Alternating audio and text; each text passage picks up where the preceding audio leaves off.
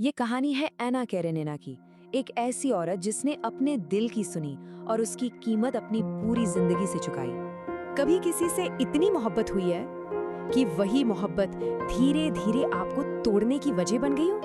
तो कहानी की शुरुआत होती है एना की दुनिया से, रूस के ऊंचे समाज का एक चमकता हुआ चेहरा, जिसके पीछे एक गहरा अनकहा खालीपन छिपा हुआ था। मशहूर लेखक लियो टॉल्स्टॉय इस उपन्यास की शुरुआत इसी लाइन से करते हैं, और ये लाइन आगे आने वाली एक बहुत बड़ी पारिवारिक त्रासदी की जमीन तैयार कर देती है। देखिए, एना की जिंदगी में एक बहुत गहरा संघर्ष था।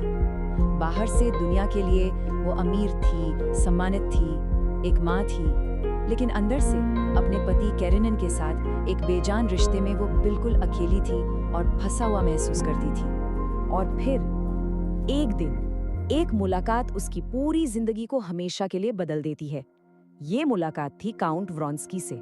सोचिए, एक भीड़-भाड़ वाला ट्रेन स्टेशन, और वहीं पर एक सम्मानित पत्नी और माँ एना की नजरें मिलती हैं एक जोशीले सैनिक काउंट व्रोंस्की से।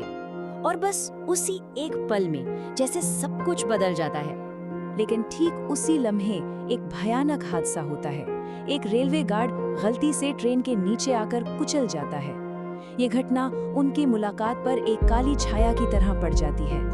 एना इस नए जुनून में छिपे खतरे को शायद महसूस कर लेती है। गार्ड की मौत को देखकर उसके मुंह से निकलता है, ये एक बुरा शगुन है। और यहीं से एना एक ऐसा रास्ता चुनती है जहां से वापसी मुमकिन नहीं थी। वो अपने प्यार के लिए अपना सब कुछ दांव पर लगा देती है। उनका रिश्ता तेजी से गहरा होता जाता है और जल्द ही एना की जिंदगी का अकेला मकसद बन जाता है। ये चोरी छिपे मुलाकातों और चुराए हुए लम्हों का एक तूफान था। कहानी में असली मोड़ तब आता है जब एक घुड़दौड़ के दौरान व्रोंस्की बुरी तरह से गिर जाता है। उसे देखकर एना जिस तरह घबरा जाती है, उसकी वो प्रतिक्रिया उसके राज को सबके सामने खोल कर रख देती है, यहाँ तक कि उसके पति के सामने भी। ये वो पल था जहाँ से वापसी के सारे दरवाजे बंद हो गए। लेकिन सवाल ये है कि इस जुनून की कीमत क्या थी? उसने सब कुछ खो दिया, समाज में अपनी जगह, अपनी इज्जत, अपना पति और सबसे बढ़कर अपना बेटा। इसके बाद का जो वक्त था वो और भी अंधेरा था।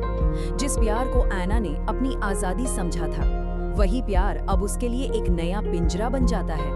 समाज से पूरी तरह कटी हुई और अपने प्यारे बेटे सिरियोजा से दूर, एना को एहसास होता है कि व्रोंस्की के साथ उसकी ये तथाकथित आजादी कुछ नहीं बल्कि एक नया पिंजरा है।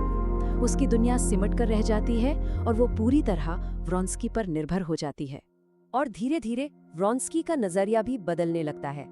वो एना को अब एक ऐसे मुरझाए हुए फूल की तरह देखने लगता है, जिसमें उसे वो खूबसूरती पहचानने में भी मुश्किल होती है जिसके लिए उसने कभी उस फूल को तोड़ा और बर्बाद किया था। उनके रिश्ते की सबसे बड़ी ट्रेजेडी शायद यही थी। जैसे जैसे एना का प्यार और उसकी जरूरतें बढ़ती गईं, व्रोंस्की का प्यार ठंडा पड़ता गया, और इससे जलन और नाराजगी का एक ऐसा चक्र शुरू हुआ जिसका कोई अंत नहीं था। अब हम कहानी के सबसे अंधेरे मोड़ पर पहुंचते हैं, एना का मानसिक पतन जो उसे सीधे तबाही की ओर ले जाता है।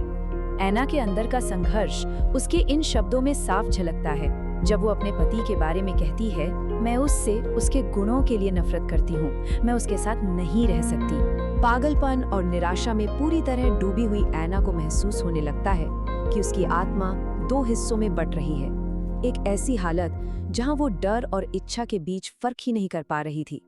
और आखिर में वो उसी रेलवे स्टेशन पर लौट आती है जहां से ये सब शुरू हुआ था।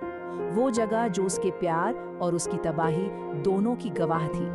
एक प्लेटफॉर्म, एक तेज रफ्तार ट्रेन। तो सवाल ये नहीं है कि एन्ना क्यों मरी, सवाल ये है कि उसने मरना कब शुरू कर दिया था।